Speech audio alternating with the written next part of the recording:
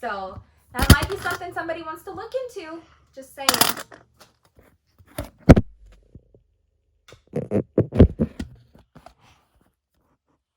Where? We are experiencing technical difficulties. Sorry, I was just trying to look at the shells. Let's pause for now. No. All we have left is...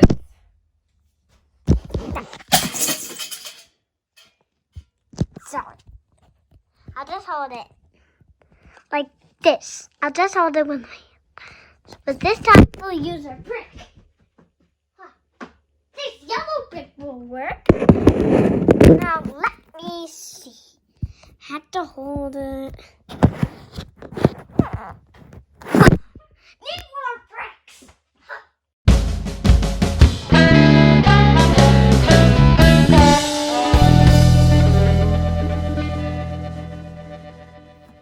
Hi, everybody. Welcome back. Yeah. It's the Windy City Fantasy Football Show, and we are now weeks through. This is week 3 Well, this is week 3, but we finished 2 weeks. of football. Yes. Which is what I was going to say. We finished 2 weeks of football. We've got, much like our season. And we beat Rick. Let's just get into it. We'll just get into it.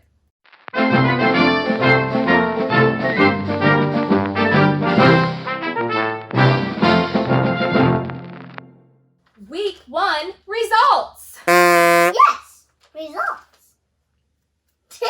Week 2 results. 3. So, no, not yet. So, here's a discussion point that I would like everyone to put in the comments. Did we ever have someone get 200 points last week or last year? Does anyone remember? I believe we did. I know Sam did it a couple of times.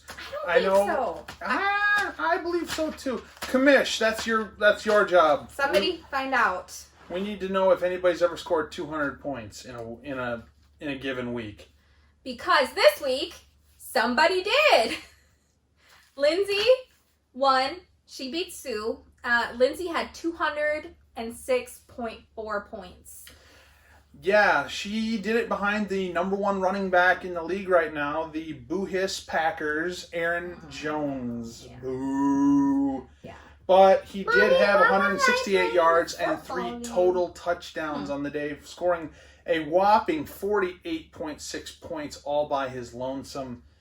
And that really helped her. Plus, she had not 1, not 2, not 3, but 4 other players score at least 20 points. So she put on a big show. A hurtin'. She needs to. I said you need to have that baby this week, Lindsay, because you are on a roll. You're on a lucky streak. Have that little girl. Name her Butter. Because you're going to be on a roll. Moving on. Next was Michaela. Michaela defeated Delaney. Michaela had 182 point. I think that's a 9.8. 4.8. And Delaney had 108.38. Both of them had big days from their quarterback. Josh Allen put up 34.48 points for Delaney's squad, more or less, and then Cam Newton was right there with him, put up 34.58.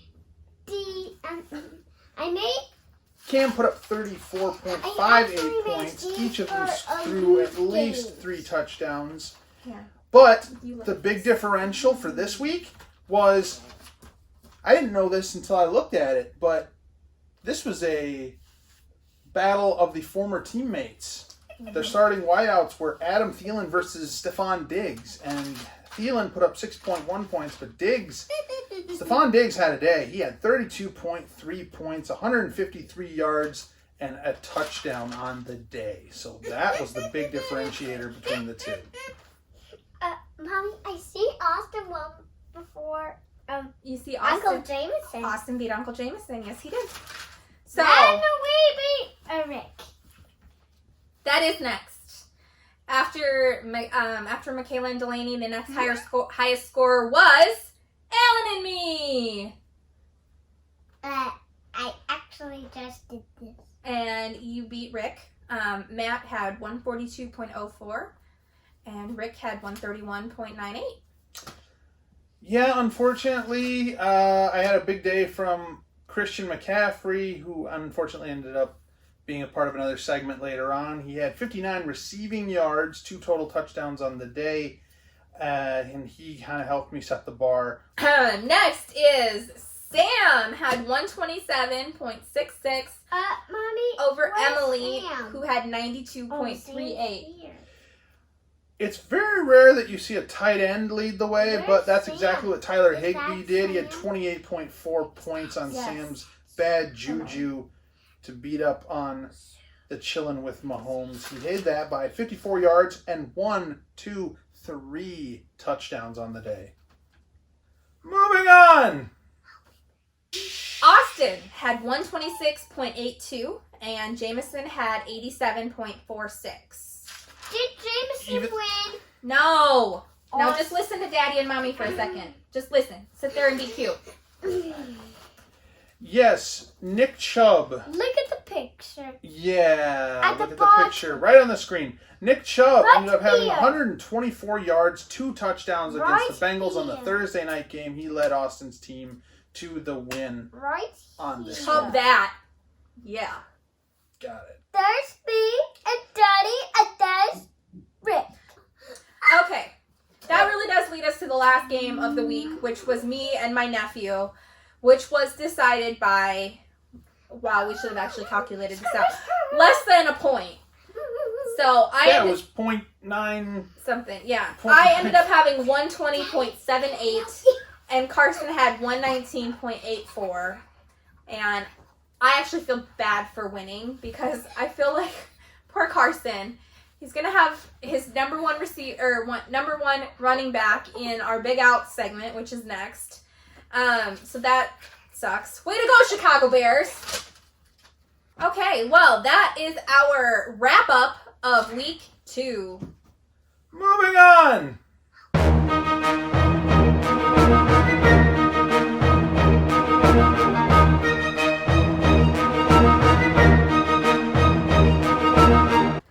Well, I don't know about you, but I can really feel for some of these players this week that had problems with their knees. Obviously. Last week we said was rough for injuries. This week was, stop it. This week was even worse. It was bad.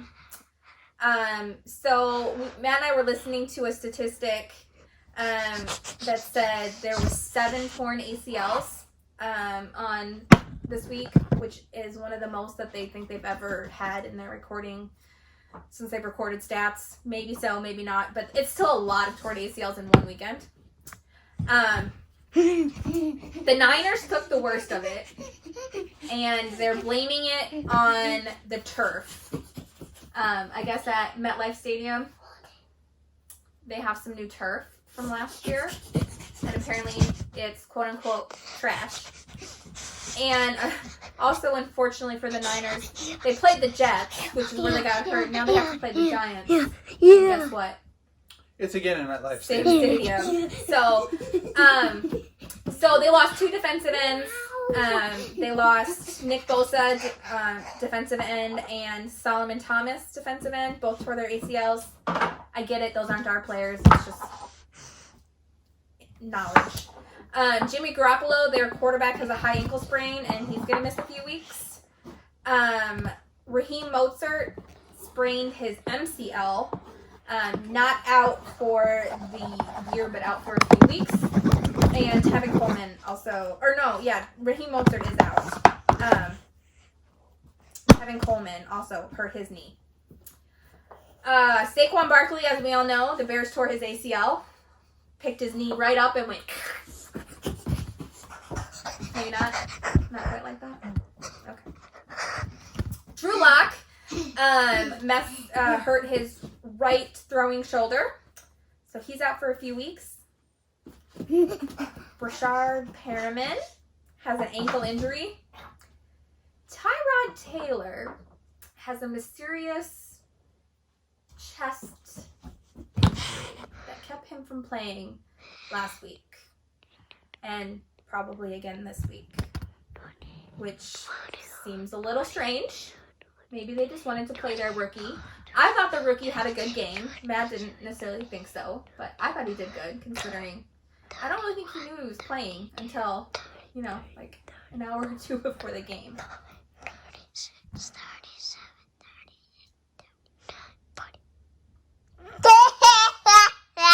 38, Your Christian McCaffrey hurt his hamstring. He has a high ankle sprain. And a hamstring. A hamstring. Spring of hams. And there's something I And a think high to ankle tell over sprain. there. Paris Campbell, the Indy wide I receiver, think it's has an MCL and PCL. Oh. Most people do, but he hurt his. No, I didn't get Javante sprained Adams out there. has a hamstring problem. Cortland Sutton Daddy, tore his there's ACL. something I had to tell you. I didn't get sprained out the field, did I? No? Yes. So in total, we counted 7 ACL injuries. Trayvon Young, Nick Bosa, Solomon Thomas, Marquise Blair, Bruce Irvin, Saquon Barkley, Malik Hooker, and Cortland Sutton. And so through the year, or season to date, the teams that have taken it the worst are obviously the Niners, Denver, and the Giants, just because they're one of them that has lost their main name. On that note, it is also reported, just kind of for anybody out there that may have lost their running back, that the Giants are trying out Smile! Devonta Freeman this Like week this. because he is a free agent. Moving on.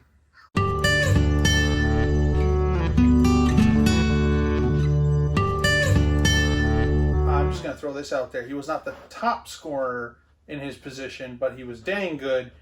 Ricardo Blankenship for the Colts. He scored 15 points. He's a kicker. So Can I he tell did rather can well. I say a little fun story about him? Sure, why not?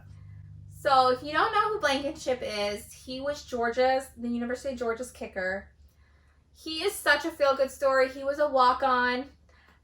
He got a scholarship for being a kicker, which is like super unusual. Mommy, why did we He rinse likes before rinse? he wears these big glasses during his games, and he had like almost a cult following at Georgia. Like people would cheer Rodrigo.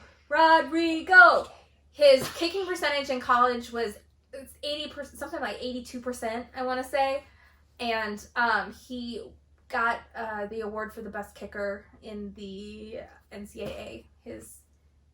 He went as a fifth-year senior. So I just think it's really cool that he's on an NFL team because Matt can tell you I knew about him for a few years. Moving on. What do you want me to help you with? Oh yeah, we're not trading anyone. No, we're not trading anyone. Thank you, Kurt. GM moves. He was trying to trade with Rick. So I mean, you picked a good person to try and trade with. Wah, wah, wah, wah. GM moves. I'll take Calvin Ridley. That's right. GM moves. All right, let's get out of that. That's funny. Moving on. Next game.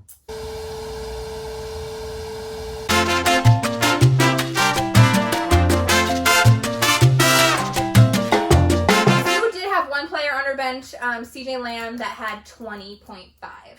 Would not have come close to being able to do anything with it, but that was her coulda, shoulda, woulda. As for Michaela and Delaney, Michaela did have Jay Robinson on her bench that had 24. And Delaney had, I don't know how to say this, Gesicki from Miami had 30. Mike Gesicki. Mike Gesicki had 30. So those were their coulda, shoulda, wouldas. Are you going to sit completely on the fact that Sue also had Garner Minshew, who scored 5 more points than Aaron Rodgers did? No, when it was only 5 points, I didn't do it, with the exception of when we get to Jameson. Emily had both the wrong kicker and the wrong defense in the game. Her defense got her -1, and if she had played the Buccaneers defense, it would have gotten her 11. And her kicker got her 6 points, which is respectable, but the Falcons kicker would have gotten her 17 points. So those were her. I mean, they weren't a lot, but that would have been another 20 points. Mommy, so. which one were we? That one? So on that note, We got 2 points. Jameson, either Russell Wilson or Joe Burrow would have gotten you more points than your quarterback. I mean, either one. It was, you picked totally the wrong one. While Lamar Jackson is ranked at position 10th in the position at this point in time, Russell Wilson is number 1. So perhaps starting next week, especially since he's been doing so well, it's probably time to start playing the Seahawk quarterback as opposed to the Baltimore quarterback. And even then, Baltimore's quarterback, last year's MVP, he's only 2 spots ahead of your 3rd quarterback, Joe Burrow. Joe Burrow is currently position 12. Yeah. So I had Alan go and get the Bears football because, Austin, we have to call into question your Chicago Bears fandom. You had David Montgomery on your bench. 21.7 points. Are you even a Bears fan? Are you even a Bears fan? Yes. You are? Yes. You would have played the Bear, wouldn't you have? Yeah. I'll hold it. And you know, Daddy has been holding this football for a long time. Mm-hmm. This time I'm gonna hold it. Yes. Very close. Austin, are you even a Bears fan? Alan is. There you go. He isn't. Was it a yes or no? That really does lead Fumble! us. Mommy. Fumble! Get on it! Get the ball! Get the ball! Fumble! Get the ball! Whew. I did, of course, have the wrong quarterback in the game. I should have played Tannehill, who would have gotten me 26.76 points instead of Drew Brees. He hasn't been lighting it up yet. He'll get there. I have faith. And I also should have played. I messed around with my players right before the game.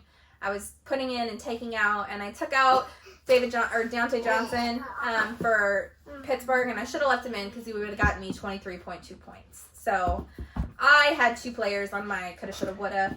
Carson also had Waller. I can't remember who he plays for. Darren Waller, he is on the Raiders, and boy did he have a night. He had 103 yards receiving, a touchdown, huge night against the Saints, which I think was a big upset. Not a lot of people had the Raiders beating the Saints. No. I don't even think the people in Las Vegas, which is where the Raiders play now, had them beating the Saints. In a new stadium that they're calling the Death Star. Hurry! That's Time's wasting. That's BS. Which doesn't make sense because if you look at it, as Matthew and I discussed, it doesn't look like a Death Star. It looks like a stadium. Yeah.